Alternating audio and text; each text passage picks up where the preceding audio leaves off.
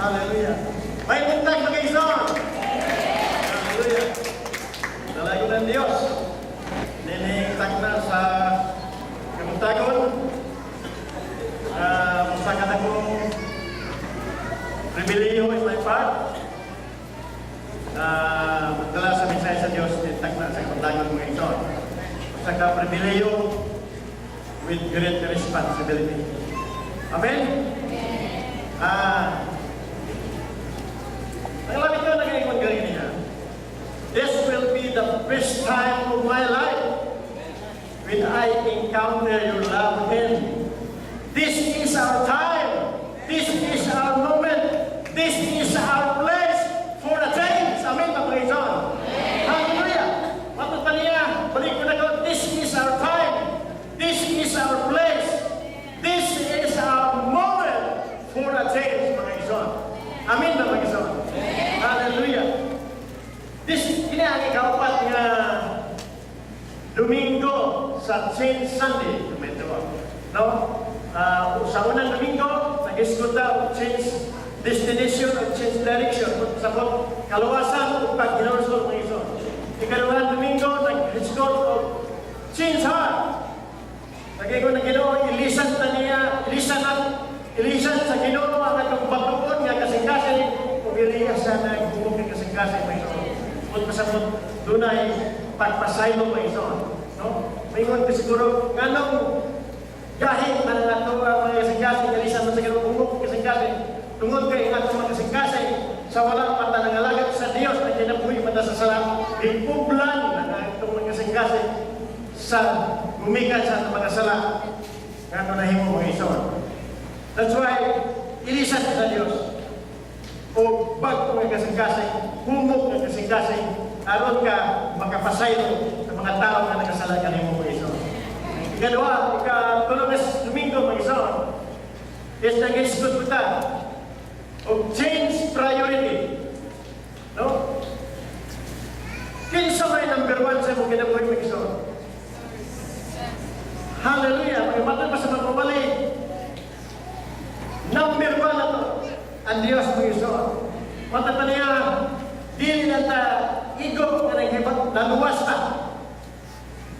Kung dili, mahibalot ta. Ang Diyos niya ay atong master, ang Lord mga ison. Tadi ko ang punta, Lord Jesus Christ ang master. Napapunta na gano'n. Tinupod ba nga ang Diyos mo ay master sa iyong kinabuhi? Amen! Hallelujah! Kung karoon na sa sagmuntagon, mag-isot. Mag-isot na karoon ko. Change lifestyle. No? Change lifestyle, mag-isot. Andam na ba ta, yung mga usap na yung takla sa sagmuntagon, mag-isot? Change is coming. Amen? Kung anda man tayo mga usap, paliw ko kabri sa inyong Biblia, abrihan yan sa mga buhat, verse Kapitulo 2, versikulo 42. Hallelujah. Mga buhat, Kapitulo 2, versikulo 42. Again ini, o maginiton silang mipadayon sa pagpamati sa mga gitudlo, sa mga apostoles, o sa pakigsandurot iban kanila, sa pakigsalo, sa pagmagaon, o sa mga pagamo. Ginoo ang mga walong pagamo. Hallelujah. Ginoong Diyos, tinitag na sa kabuntagon. Ginoo, aniya kami Ginoo Diyos sa ibang kabagan karon. Andam ang kagalingon Ginoo Diyos sa kasama. Lord, may umagapon karon Ginoo na samtang magpadayon ito pagminaw sa imong pulong Ginoo. Ang imong pulong rega, gamhanan Ginoo Diyos. Yang usap sa mga kinabuhi ko. Bisan mo Ginoo Diyos, lugay namin mga Kristohan Ginoo Diyos. Apa na apagay mga area sa mga kinabuhi Ginoo Diyos. Nakinala na mo pag-usap Ginoo. Lord, dili na mo ni mausap sa mga kinabuhi mo naman. Ikaw rin yung Ginoo Diyos. Pinaagi sa isang gaon. May mong mausap ang Ginoo. Sa Lord, sa mga gabi ng paginaw Ginoo. Panalangin mo mulong Ginoo Diyos. Father God, wala akong barong dinigan ng Diyos sa akong Ginoo. Kalingon Ginoo. Muna mo ingon ko kanimo naman takma sa kontag. Dili ang akong pagkutok may matuman Ginoo. At may will. But thy will be done. Sa ngalan ni Jesus. Amen. Hallelujah. Ato isang i-welcome ang Ginoo sa kusog na itong kapagpag ng Ison.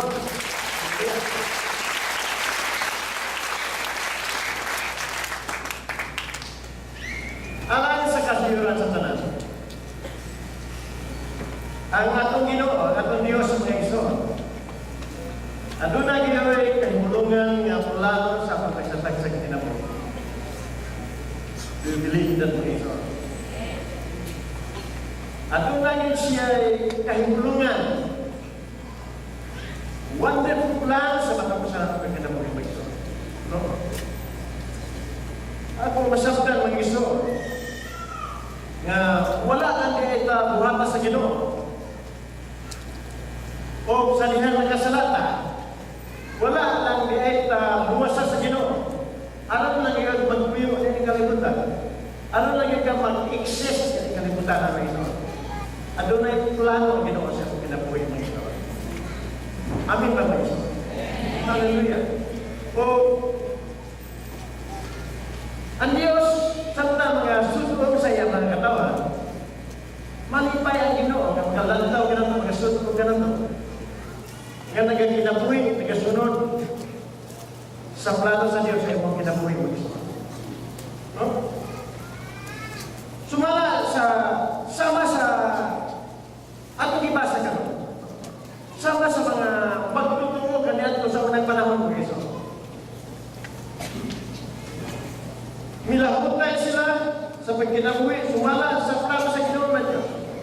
Milahutay sila mga kanyan, milahutay sila sa pagpaminaw sa pulong sa Ginoo, pagpanudlo sa mga tao sa Ginoo, pag-iksandurot, pag-share sa mga butang ng Iso. Kung sa diyang ilan yung gibuhat, adlaw-adlaw, Iso, milahutay sila, magpatag sa pulong sa Ginoo, milahutay sila, ang mga kaisunan ng Iso, milahutay nito panahon na milahutay sila, painiton silang ipadayon.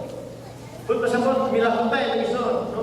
Sa pagpamati, sa pag-itudlo, sa mga apostoles, sa pag-iksandurot, uban kanila, sa pag-iksalo, sa pagpangawon, sa pag-ampo ng Iso. Uni gibuhat sa mga unang magtuturo kanito. Kung sa dihang ilan ang gibuhat ng Iso, everyday, dili natin ang wingunay kay milahutay. Kung pasabot, consistent mga Iso, adlaw-adlaw na naging mga Iso. No, pagpaminaw sa pulong sa Diyos, pag-iksandurot sa mga katawan, sa pag-ampo mga Iso. Kung sa dihang ilan ang gibuhat, bilahutay sila, padayon sila sa buwan nila. Kining maong buwan mga Iso, nahimo lifestyle nila mga Iso. Nahimo naanda na nila magbuhat mga Iso. It is their lifestyle na dili hindi na mahimo, nga dili na nila mabuhat, tungod kay naanda na sila nga, huwag nila buhaton na law-law, milahutay sila mga Iso. No? Kining pulong paglahutay mga Iso, subok tayo mapalalungan alang ganang. Tungod kay taghanang mga kasuhanon nga nagasunod sa enkwentro mga Iso, nagigkwentro sa Diyos. Init kayo sa dasis kayo sa mga Iso. Sa ilang pag-door sa Diyos, sa ilang pag-servisyo sa Ginoo, sa ilang mga butang na ilang ginabuhat na makakahimuan sa Diyos. Init kayo sila magsabi. Dasis kayo. Apan subo, alam mo mga lindungan mga Iso. Kaya dili importante magsubo. Ang importante is ang paglahutay ng Iso. Doon kayo, milahutay na. Kung naanda na rin ang buwan mo, mahimuni-muni lifestyle. Amen ba mga Iso? Hallelujah. Kung ang kabaguhan sa atong lifestyle mga Iso, no? Pag kinahanglan niyo ang lahutay yun, no? May kinahanglan yun niyo ang perseverance. Kaya ang matapos mo sa Diyos, kapito na pang lahutay ang maluwas ng Iso. Kung hindi nga kabuntagon ng Iso, ang Diyos, ang atong Ginoo, ang atong amahan na Diyos, nangita ang mga pagtuturo ni Jesus, ang tawag niya mga disipulo. Mga disipulo, mga Iso, God wants us to be His disciple, mga Iso. O hinumdumi, mga Iso. Doon kaya ang Diyos gusto kong mahimot ang tinunan, mga Iso. Ato ning kinahanglan ibutang na ito sa tauna. Nga dili lang kita sa diyan yung idawat na ni Kristo. Idawat na ito si Jesus ang personal butong manuluwas. Dili na nagtuntun niya, mga Iso. No? Sunod kay gusto sa Diyos nga mahimot ang tinunan, mga Iso. Kung ang pagkatinunan, mga Iso, discipleship, Ang pagkatinunaan ng Iso, ang gusto sa Diyos, no? Magkinahanglan kung kabaguhan. Ang pagkatinunaan, ang pagkatisimulo ng Kristo, kinahanglan ng kabaguhan sa ato estilo sa ating mga kinabuhi. Amin ba? Sahay, kung natin mamamalan ko sahay na waktu pa ni Pastor Aaron ganyan, ang mga tao sa mabot na ganyan tuig gusto magpagod ng ito. Kaya na New Year resolution. Na wala pa nalagat ng Diyos ito. Before New Year, una-una na kung sa'yo gusto ng postpone mo ito. Una akong resolution. Ang panahon sa New Year, ginawa mo sa mo. Pero ikaw na ibang sa ginawa. Wala ko ay relasyon sa ginawa. Una nga, dili ko ko sa ako mismo. Dili ko ko sa balay mo. Ang akong asawa, ang akong anak, ang akong kinikanan, dili ko ko sa makausap na ko sa ating ginawa. Amen? Hindi ka kamuntaan ng Panginoon. Hallelujah. Ang pag-ikwentro sa Diyos, kung ano sinugdanan sa kausapan ng Panginoon. Sa diha, may kwento ni Panginoon sa personal na pamagi mo. Doon na ito'y mahitapot sa mong kinabuhi. Dito sa encounter mo, sunod ka sa kwento sa kinabuhi. Daghang mahitapot sa mong kinabuhi. Una is, mailani mo ang Diyos, pinsa ang Diyos para kanibuhi. Dito sa kwento is, mas sinapit mo ang gahom sa Diyos sa imong kinabuhi. Ang gugmas sa Diyos sa imong kinabuhi. Sa dihang dito ka sa kwento, mag-isoon, mailani mo kinsa ang kubangan sa Diyos. Dito sa kwento, mag-isoon. Tunay mga kariyasa sa kinabuhi. May gusto, usbon sa Diyos. No? Huwag ka masunod sa ikwento ko ito. Dito kining, doon na tayo pag-ikwento ko ito. Encountering God is the beginning of change ko ito. Doon na yung mga tao sa Biblia na nag-ikwento sa Diyos. Nausap ko ilang mga kinabuhi. Number one is si Moses ito. Resultan ko ni Pastor Aaron. Si Moses, siya lang kapapalantay sa karero sa iyang ugahan nga mo si Jethro.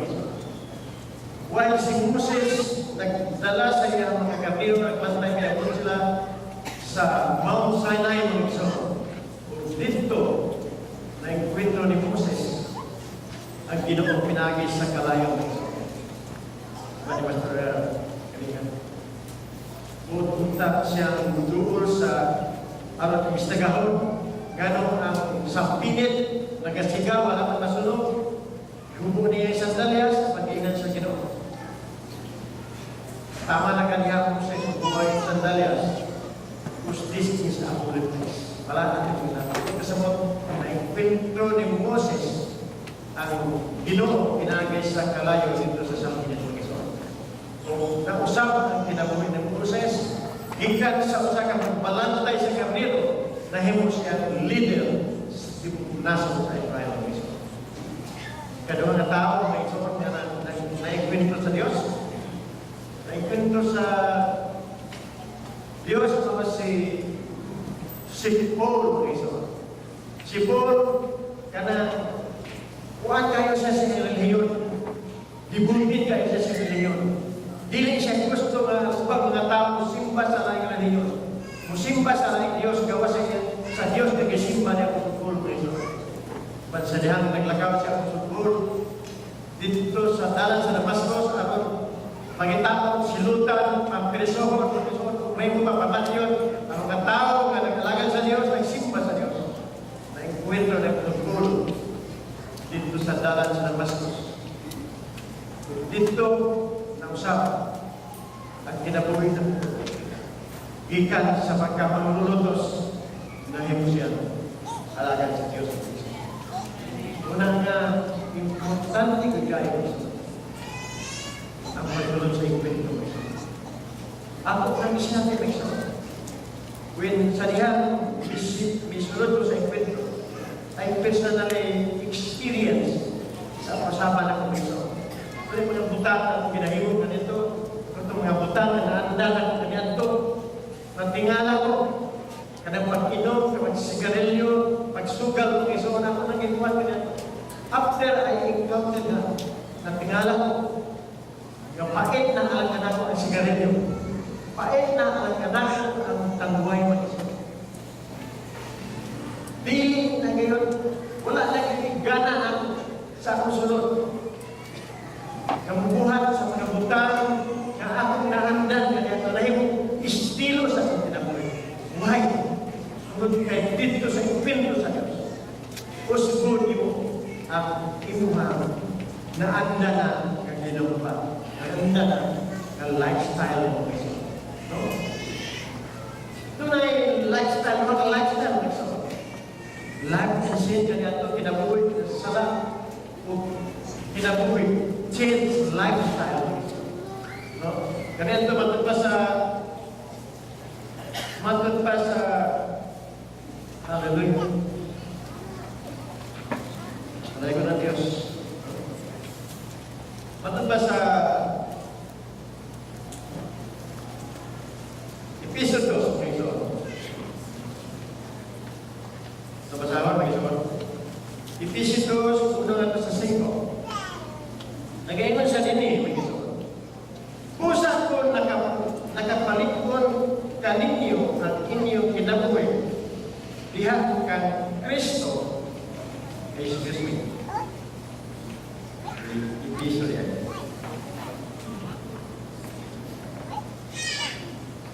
Kaniadto, patay ka mo tungkol sa inyong pagkadalihan o pagkamakasasala. This is your lifestyle kaniadto ito. No? Wala patay Kristo, inani at ang kinabuhi. Kaniadto, patay ka mo tungkol sa inyong pagkadalihan o pagkamakasasala. Gisunod ninyo ang darutang pagkinabuhi sa kalibutan. Ang pangulo sa mga kagumhanan, diha ka sa kamanangan, ang Espiritu nga mao'y nagmando sa mga tao na misupil sa Diyos. Ang Espiritu, small letter is, ang Espiritu nga mao'y nagmando sa mga tao na misupil sa Diyos. Pinani ang kinabuhi mag-isuan. Ganyan to sa mga patay Diyos sa Diyos. No? Ganyan to, kitang tanan sama kanila. No? Sama kanila, nagkinabuhi, sumala sa tawhanon kailigon. Hallelujah, no? O sa mga pangandoy sa atong lawas at nahunan. Busa tungkol sa atong tawhanon kinaiyan.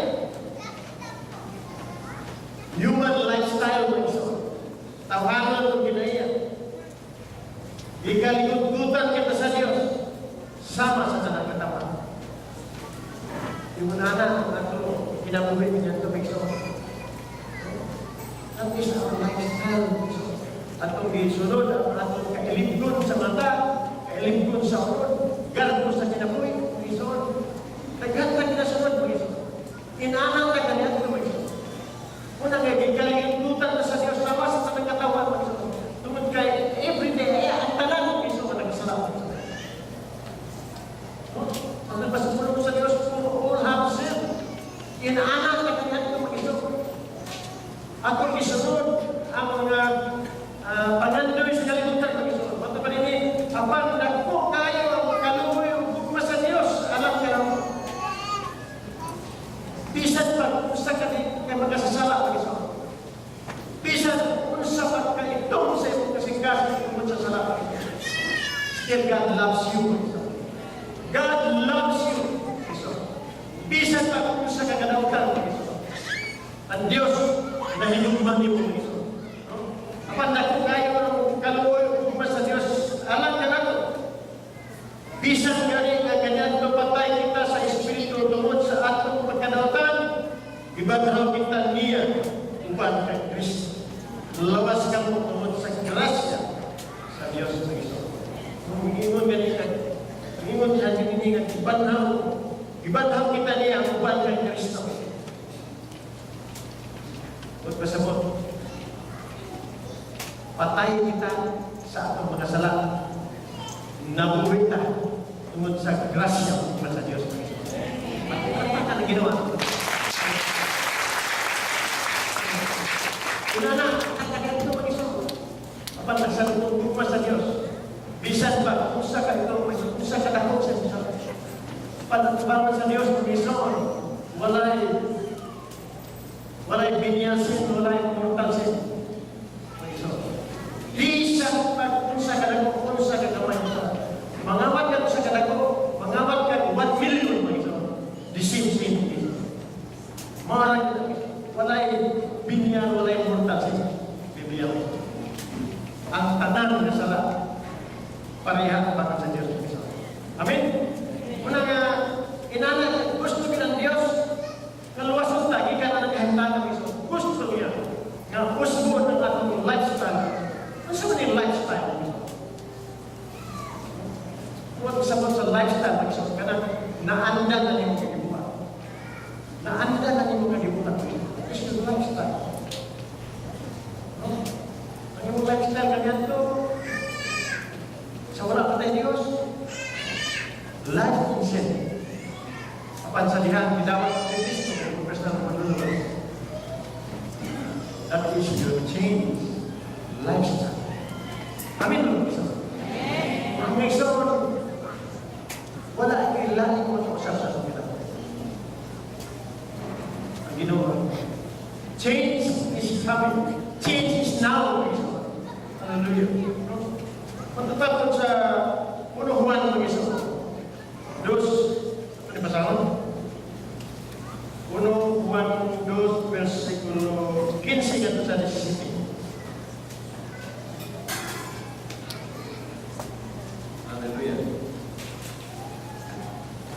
Pati niya mag-iso na siya.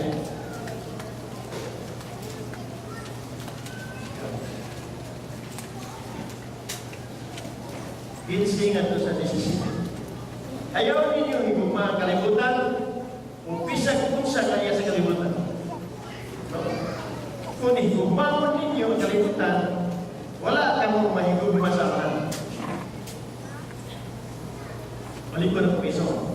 Ayaw ninyo higugma ang kalibutan o pisag kung sa iya sa kalibutan. Kung higugma ninyo ang kalibutan, wala kang mahigugma sa akin. Kaya ang tanan butang na iya sa kalibutan, ang ulog ng kahidlaw, ang tanang ikaibgan sa mga tao, ang tanang ipasigar mo sa tao, dili iya sa amahan, dili iya sa kalibutan. Hallelujah. Balik ko na ito, Jesus. Ang tanang butang iya sa kalibutan, ang ulog ng kahidlaw, ang tanang ikaibgan sa mga mata, kung ang tanang ipasigar mo sa tao, dili iniiya sa mahal, dili iya sa kalibutan ng Kristo.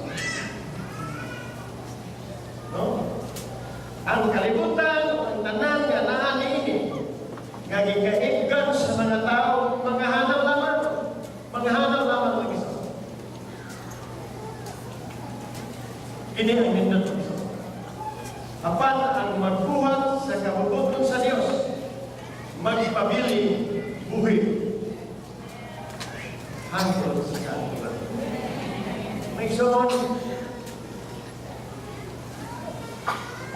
para ang magbuhat sa kabubuton sa Diyos. May soon, dili mo mahimo, dili mo mabuhat ang kabubuton sa Diyos. Kung dili mo sa lifestyle. Kinahanglan yun, doon ay kapasaman. Kung balik ko na kung iso, ang ikwento sa Ginoo, mapunay sinugdanan sa usapan. Encounter with God is the beginning of change, mga iso. Mga kini, mga iso. Tungod kay, dito sa enkwentro, mga iso, paliko naman sa imong ingon ganyan. Naghan ka. Mailan mo ay pagkalingon, tubanan sa Ginoo, mailan mo sa Diyos. Kinsa ang Diyos ang kinabuhi, mga iso. Kung dito, dili lang ka na, naghan pa kayo mga area sa kinabuhi. Naghan pa kayo mga pagpadayag sa Diyos. Para ka na ito ang mausapan ng kinabuhi, mga iso. Kung dito, nasibot namin ni Pastor Erwin kanina, sa dihang magiging kwentro ka sa Ginoo, dito sa encounter mo ito. Madawat mo kalayo sa Diyos mo ito. Hallelujah. Ito ba sa pasama mo ito? Sa Exodus 3 mo ito, nag-iikot siya din eh. Hallelujah. Versikulo 2, 3.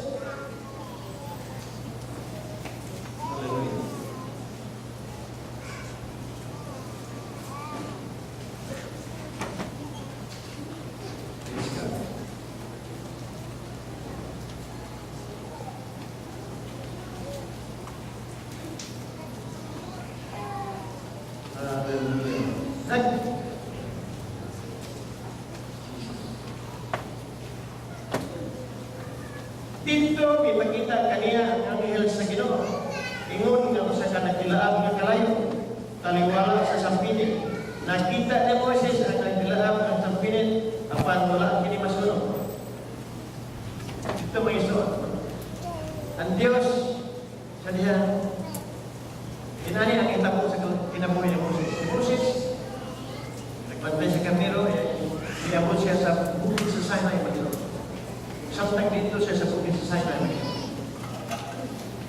Nagpinto niya ang Ginoo pinagis kalayo. Kung fire symbolizes the Spirit of God. Ang kalayo nag-symbol sa Espiritu sa Diyos. Sa Acts 4:2 sa'yo, nakita sa mga tao ang dila si kalayo na may tutulod sa mga mga tao. Tanto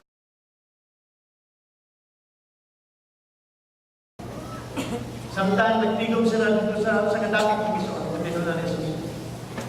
Kung sa dihang matawag mo ni kalayo sa Espiritu Santo, sa dihang matawag mo ni Espiritu Santo, magpasa ang buwan, in Acts 1, but ye shall receive power.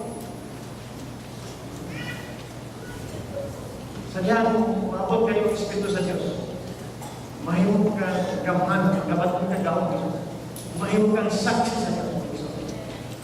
Hallelujah. Nananap mo siya. Fire of God.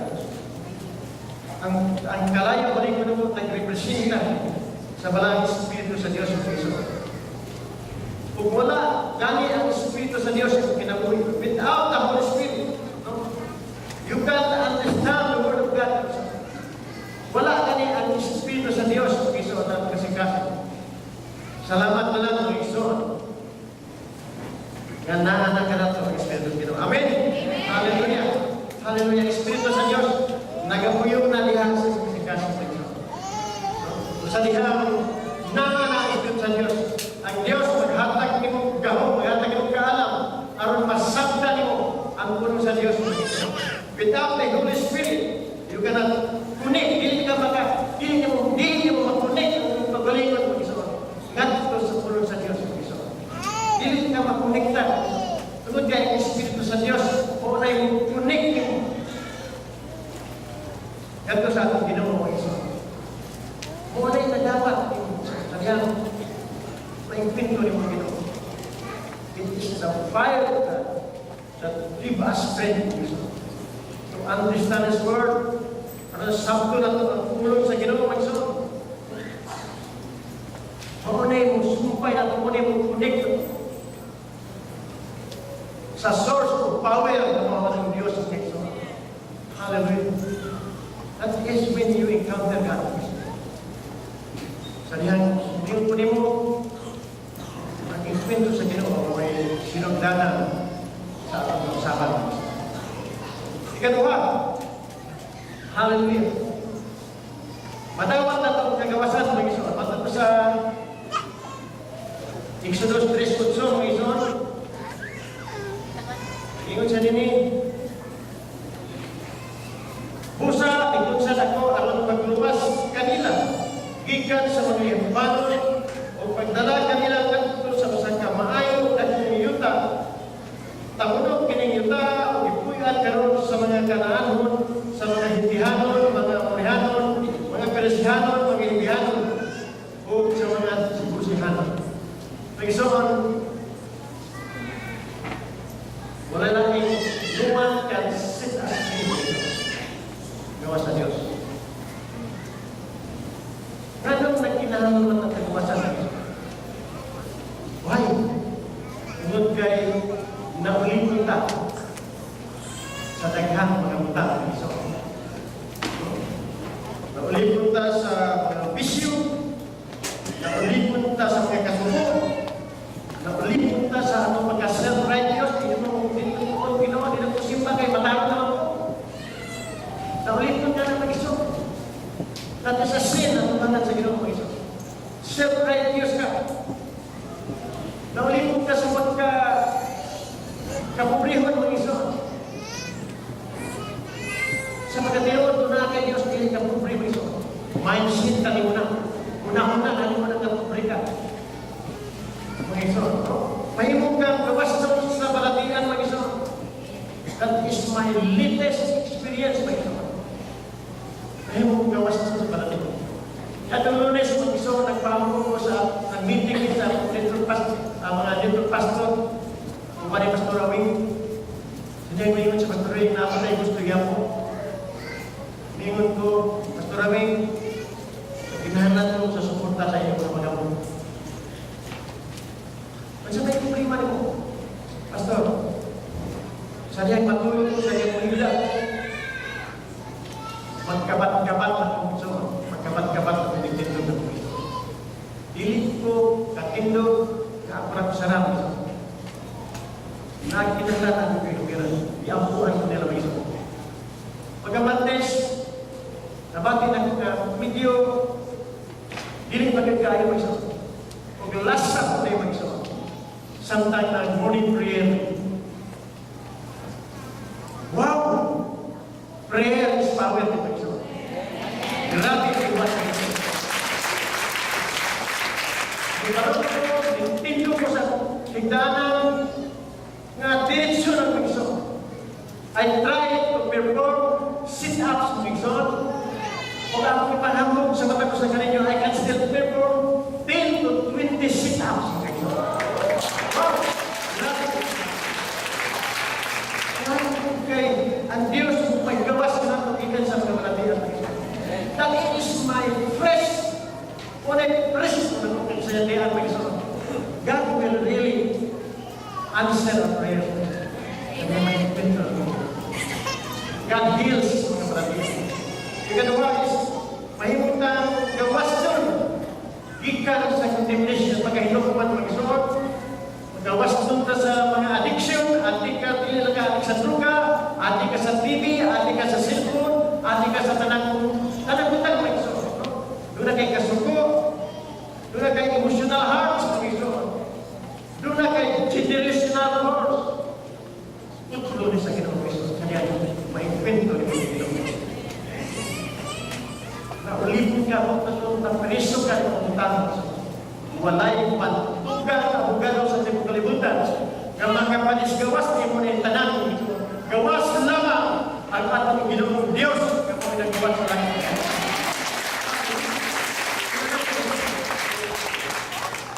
Katulad is you will receive the full God. Madawat nimo ang tawag sa Diyos. Kini ang parakanan ang tawag sa Diyos. Mo ni purpose sa Diyos ang ginawa. Sa kaya gitawag sa Ginoo, when God calls you, kauban na ang purpose sa Ginoo sa ginawa. Hindi nga kagpuntagon, hallelujah sa may kwento ni Lord.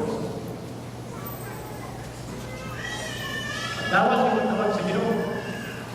kauban ng katuyuan. Kung kay di lang naman ang Ginoo ni Panginoon, kung walay katuyuan. God's school, coupled with the purpose of His own. Kung hindi nga kumutagon sa dihang kwento ka sa Ginoo. Samtal mo ang tawag sa Diyos at kinabuhi. Gusto sa Diyos. Kaya kinabuhi mo din. Ang tulano sa Diyos, sa iyong kinabuhi mo din. God knows.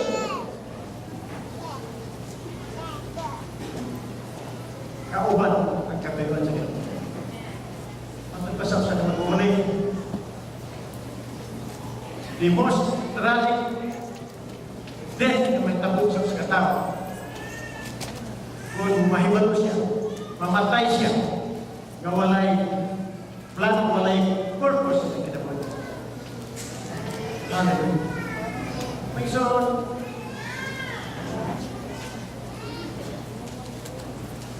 pag-usap sa ating kinabuhi, pag-usap sa ating lifestyle. Depende sa atong pagsabmitan sa kamot sa Diyos. Kita mismo, dili pag-usap sa atong estilo sa atong kuligan. Why? Anong gusto sa Diyos? Usbon na Diyos. Kung kaya gamiton mo sa Diyos sa pag-usap sa kinabuhi sa mga tao. Bago pa sa Christian, kita na yun siya. Sabihin, karoon ipadala ko ikaw ngadto sa hari sa Egypto. Aron pagkuha sa katawan gikan sa Egypto. So, Egypt symbolizes sin. Ang Egypto mga iso ang nagsimbolo ni salat ng iso. Gusto sa Diyos, ang plano sa Diyos, gamiton ka sa Diyos, pagpahigawas sa mga tao, gikan sa salat ng iso. Amen. Are you neighbor? So, sa sunod yan, if I am changed, everything is up. When I am changed, everything changes. Mao din ang iso nga tungod kay gamiton man ta sa Dios sa pag-usap sa kinabuhi sa pagkatawa. Ang una niyang buhaton is pag-usap sa atong kaugalingon. Di ka makausap sa mga tao sa gawas na nagkinabuhi pa sa sala. Kung ikaw mismo, wala yung kausapan sa mga kinabuhi. Ang ngayon natin kabalan ng isa, na that is the plan of God sa kinabuhi. Usbon na niya, aron mausap ang kalibutan. Mausap ang magkatapat. Hindi ka tayo. Ingat pada bumi. Balik pada pengawin, kekoncian. This will be the great time of my life when I encounter your love again. This is the time. This is the place. And this is the moment for a change.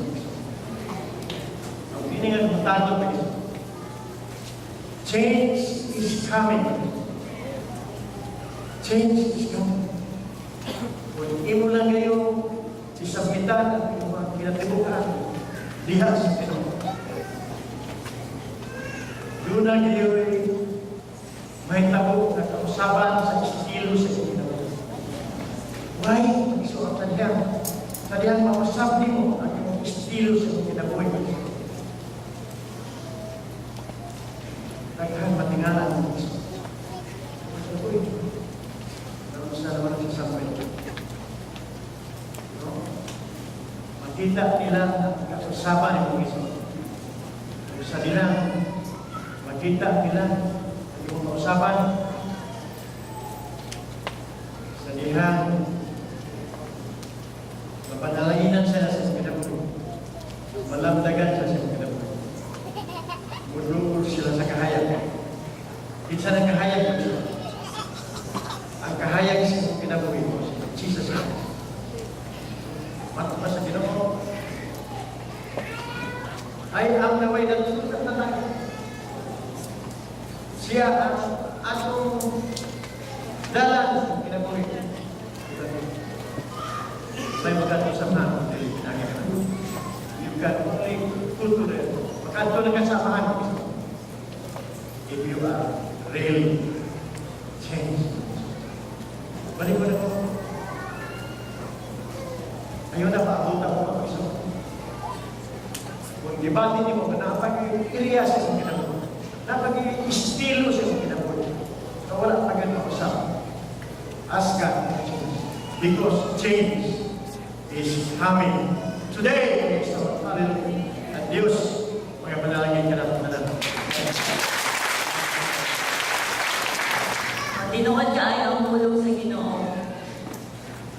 Kung gusto na sinati o kausaban, karong wala na nag-isgot o kausaban, kausaban.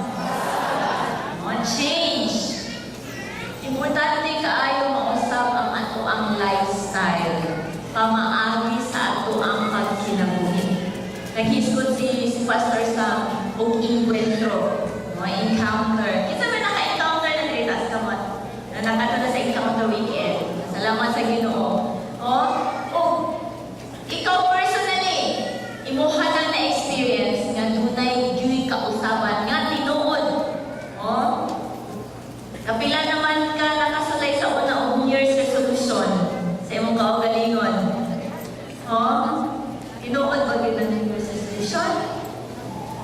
Siguro mga pila lang kaadlaw. Di ka agad humalo January, tumaan na. Okay, so good raman sa sinugdanan sa tuig, pero the rest of sa mga adlaw sa tuig, ning-fade nawala. But you know what? Ang kausaban, tinuod nga kausaban, diha lang mga plagan ka Ginoo Jesus. Imuhang personal nga pag-enkwentro sa Ginoo. Amen. Manindong tanan. Nindot kaayo ang ihatag sa Ginoo sa itong nga kahigayunan.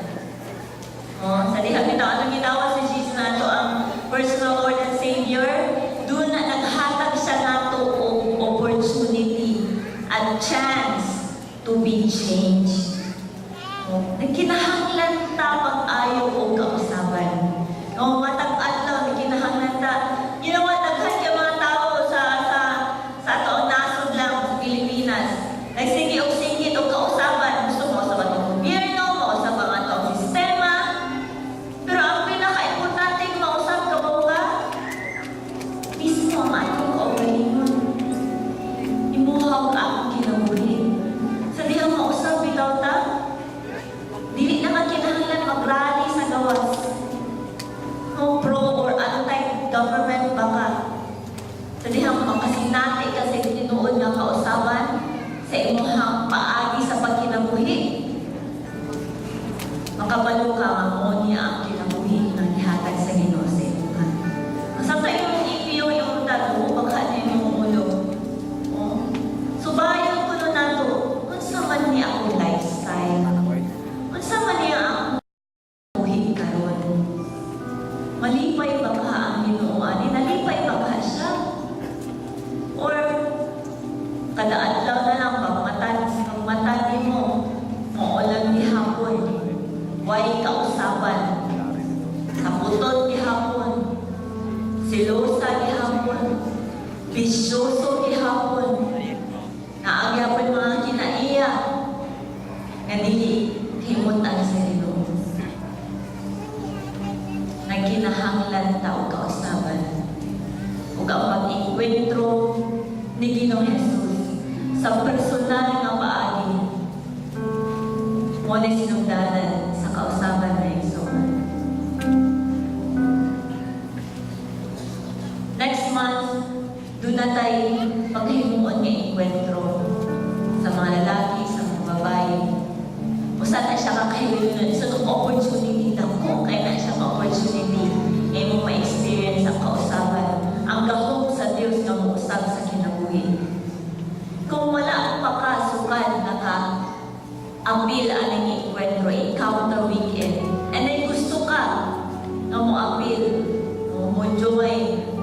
mo experience aning encounter weekend encuentro. Samtang ang tanan nagabiyong sa iyang mata. Ako kang i-invite diri sa tubangan pag-ani. Kung gusto ka nga mo-appeal aning encuentro or encounter weekend. O kung naka-encuentro na ka sa una, ang gibati ni mo nga gusto ka nga dunay bangko, no? Maka-encuentro ka pambalik kaya sa Ginoo. Samtang doon na may chance, pwede gihapon ka mo join ng encounter weekend. Sa tanan nga gusto mo appeal encounter, akong invite mo dito sa tubangan and we will just pray for you. That God will prepare you. God will prepare your heart. Kung gusto ka ma-appeal ng encounter, gusto ka ma-experience aning kausapan nga giandam sa Ginoo para sa imo ha. Ani sa atubangan, ayaw ka ulaw if you want, kung gusto ka ma-appeal sa encounter sa